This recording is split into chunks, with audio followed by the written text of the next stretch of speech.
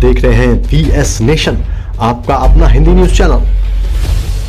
VS nation में आपका एक बार फिर स्वागत है। दोस्तों देखिए वसई की सोशल वर्कर अभिलाषा वर्तक से खास बातचीत। अभिलाषा जी नमस्कार, VS नेशन में आपका स्वागत है। नमस्कार सर। आपके सोशल वर्क को देखते हुए VS नेशन ने आपको वसई गौरव अवार्ड के लिए नॉमिनेट किया है, तो उसी मतलब आपसे बात करेंगे। आप कैसे इस सोशल सर्विस में कैसे आई, कैसे आना हुआ आपको, कैसे कब लगा कि आपको सोशल सर्विस करनी चाहिए? इंडिया सबसे पहला मैं आपका धन्यवाद करती हूँ कि आपने नॉमिनेट किया है।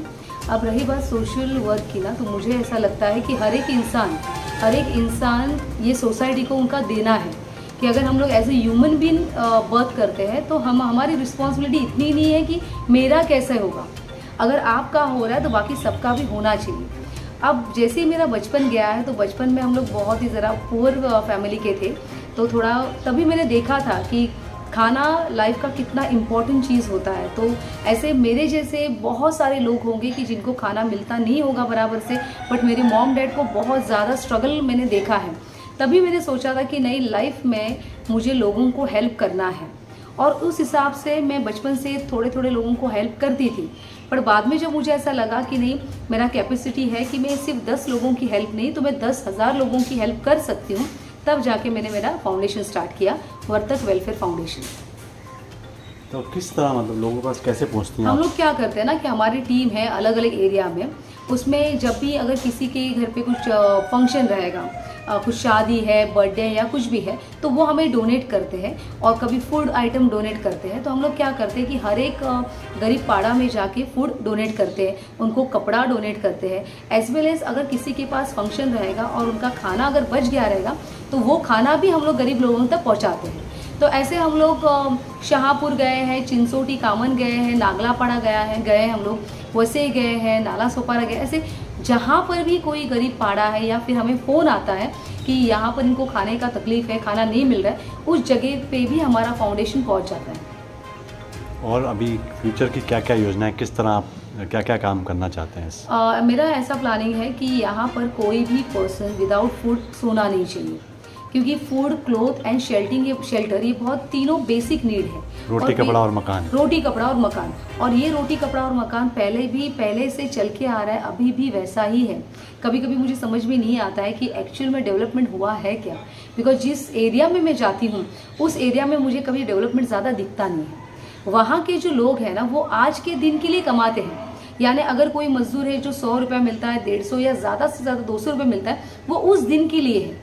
उनके पास एक्स्ट्रा स्टॉक ही नहीं होता, एक्स्ट्रा खाना ही नहीं होता कि जैसे कि मेरे पास 5 किलो चावल है तो 2-3 दिन निकल जाएगा, ऐसा नहीं होता। उस दिन का वो वही कमाते हैं। तो मुझे ऐसा लगता है कि मेरे यहाँ पर ऐसा कोई भी इंसान विदाउट फूड सोना नहीं चाहिए। एज वेल एज लेडीज़ का बहुत सारे प्रॉब्लम्स होते हैं, तो वो मुझे फ़ोन करते कि मैडम ऐसा ऐसा प्रॉब्लम हुआ, तो मुझे ऐसा है कि मैं उनके पास भी जाती हूँ। मेरे बहुत सारे बच्चे हैं, तो मुझे ऐसा है कि वो बच्चे कुछ तो लाइफ में बने। बहुत बार ऐसा होता है कि बहुत सारे ब्रेव या फिर इंटेलिजेंट बच्चे होते हैं, पर उनको एक प्रॉपर सपोर्ट नहीं मिलता, प्रॉपर गाइडेंस नहीं मिलता। तो मेरा ये भी एम है कि जो पुअर फैमिली है, वहाँ के जो भी ब्राइट बच्चे हैं, उनको लाइफ में जो भी करना है, उनको करने के लिए मुझे अपना फाउंडेशन उनको हेल्प करना, ये मेरा एम है कि कल को वो आदमी अगर बड़ा हो जाता है, बच्चा अपने देश के लिए कुछ करता है या खुद के लिए करता है, अपना फैमिली ढंग से संभालता है, तो मुझे बहुत ज़्यादा सेटिस्फेक्शन मिलेगा। सोशल सर्विस करती हैं तो आपका परिवार कितना आपके खिलाफ रहता है या आपके साथ रहता है?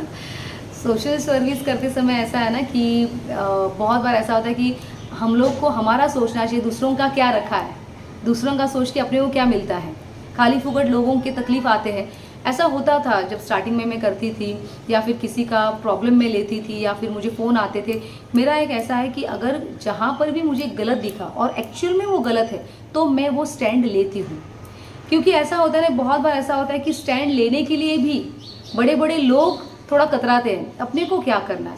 नहीं, ऐसा नहीं होता है कि अगर जहाँ पर भी गलत चीज़ें चल रही है वहाँ पर हमें सपोर्ट करना है। बट फैमिली में थोड़ा डरते थे कि तू अकेली बाहर जाती है, किसी ने कुछ किया तो क्या होगा। तो बाद में उनको समझ में आने लगा कि नहीं, जो मैं कर रही हूँ वो लोगों की भलाई के लिए कर रही हूँ, इसमें कोई गलत चीज़ नहीं है। और रही बात मुझे कुछ होगा नहीं होगा, तो जो डेस्टिनी में लिखा रहता है वही होता है। तो मैं जब तक जीऊँगी तब तक मैं किसी के लिए तो जीना चाहिए ना, खुद के लिए तो सब लोग जीते हैं, तो मुझे उसमें ज़्यादा मज़ा आता है। तो कैसे टाइम निकाल पाती हैं आप अपने पापा के, ऐसे ये अपना यूनियन में भी काम करती हैं, घर भी संभालती हैं, तो इन सब चीज़ों के लिए कैसे टाइम मिल जाता है? कैसा होता है कि हमारा जो यूनियन है वसई जनरल लेबर यूनियन, उसकी मैं उपाध्यक्ष हूँ। तो हमारे अलग अलग कंपनीज़ में हमारी यूनियन है, तो जब भी वहाँ पर मीटिंग होती है तो यूनियन के लिए मुझे कंपनीज़ में जाना पड़ता है मीटिंग के लिए, और उसके बाद एवरी मंथ का शेड्यूल रेडी होता है। जैसे कि जून के फर्स्ट वीक में वर्तक वेलफेयर फाउंडेशन जो है, जिसका भी मोती बिंदु का ऑपरेशन करना है, उनका ऑपरेशन हम लोग फ्री में करवा रहे हैं। तो ऐसे हर एक महीने का मेरा शेड्यूल रेडी होता है कि मुझे इस एरिया में, अभी 25 को 2 दिन के बाद चिंसोटी कामन में मैंने बच्चों का 40 बच्चों का कंपटीशन रखा था, तो उनका प्राइस डिस्ट्रीब्यूशन मैंने 25 तारीख को रखा है। फिर उनको थोड़ा सा खाना हम लोग पोहा देंगे, टैंक देंगे, गिफ्ट्स देंगे, तो ऐसा शेड्यूल होता है पूरा। तो अभी आपने कहा कि आप चाहती है कि कोई भूखा नहीं सोए, तो आप उनको जो हेल्प करेंगी खुद से करेंगी या और लोगों से सपोर्ट लेंगी, कैसे करें? नहीं, डेफिनेटली मैंने सबको यही बोला है कि मेरा एक एम है कि कोई भी विदाउट फूड सोना नहीं चाहिए। तो जिसको भी मेरे ये मिशन में पार्टिसिपेट करना है, मेरा साथ देना है, वो लोग वेलकम हैं। तो यहाँ पर ऐसा है कि पहले तो स्टार्टिंग में मैंने अकेली ने सब चालू किया था, मैं यहाँ भागती थी, वहाँ भागती थी। धीरे धीरे करके लोगों को पता चला कि मैं जो काम कर रही हूँ वो सही है, मैडम जो काम करे सही है, तो वो मेरी टीम बन गई है।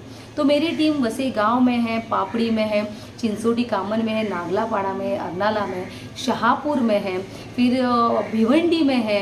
ऐसा मेरा एक ऐसे बहुत सारे लोग हैं जो मेरे साथ काम करते हैं।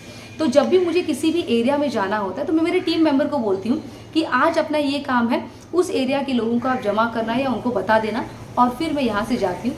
तो जितना जो भी मुझे इसके लिए अवार्ड्स मिले या जो भी मिलते हैं, तो मैं ये मेरे अवार्ड्स सबको देती हूँ, सबको ये बांटती हूँ, मेरे टीम मेंबर जो जो मेरे साथ खड़ा होता है। आपने कोविड के समय में भी हज़ारों किलो फूड बांटा है, तो उस समय कहाँ से सपोर्ट हुआ आपके पास? मैं कैसे बोलूँ आपने ना किया? कि मैं एक मीडिएटर हूँ, मैं बाहर जाती हूँ, मैं लोगों को हेल्प करती हूँ, बट एक्चुअल में मैं ज़्यादा थैंकफुल उन लोगों की हूँ जो मुझे हेल्प करते हैं। कोविड सिचुएशन में बहुत सारे लोग, अच्छे लोग जॉबलेस हुए थे, अच्छे लोगों को, जो लोग अच्छे लग्जरियस फूड खाते थे, उनको भी खाना नहीं मिलता था। उस सिचुएशन में भी मैंने मेरी टीम थी, और उस सिचुएशन में मैंने बहुत सारे मैसेज डाले थे कि जिसको भी हेल्प करना है आप प्लीज़ मुझे डोनेट करो। और कोविड की सिचुएशन में भी बहुत सारे लोगों ने मुझे चावल डोनेट किए, मुझे गेहूँ डोनेट किए, दाल डोनेट किए। फिर उसका हम लोगों ने बहुत सारे लोगों को तभी भी मैंने फूड बांटा। अच्छा, आपने बोला कि आप महिलाओं की हेल्प के लिए कभी भी तैयार रहती हैं। कभी ऐसा भी हुआ है कि आप हेल्प के लिए गई, थोड़ा सा आगे पुलिस स्टेशन में गया मैटर, तो वो औरत ने बोला नहीं मुझे नहीं जाना, मुझे कंप्लेंट वापस लेनी है? ऐसे तो 100% में से तो 70% ऐसा होता है कि बहुत सारे केस ऐसे होते हैं, बहुत सारे प्रॉब्लम ऐसे होते हैं कि हम लोग पब्लिक में डिस्क्लोज नहीं कर सकते। बहुत सारे मैरिड वुमेंस पे भी रेप होते हैं, जैसे बच्चों पे रेप होते हैं। कभी कभी तो ऐसा होता है कि 8th स्टैंडर्ड की बच्ची भी प्रेग्नेंट है। हम लोग उनको हेल्प करने जाते हैं। हेल्प करने के बाद क्या होता है ना कि सरकार अपनी पुलिस किस लिए है कि हमारी हेल्प करने के लिए, बट हमारी इज्जत जाएगी।